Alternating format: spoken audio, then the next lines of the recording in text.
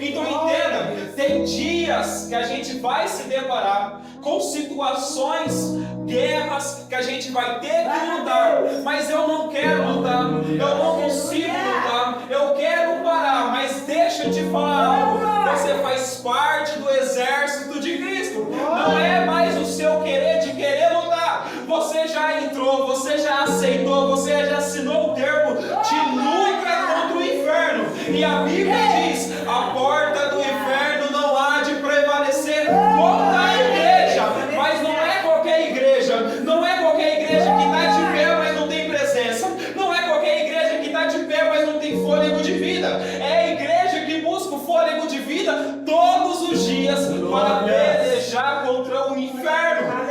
É assim que a gente mantém a porta do inferno trancada, é assim que a gente vence Satanás.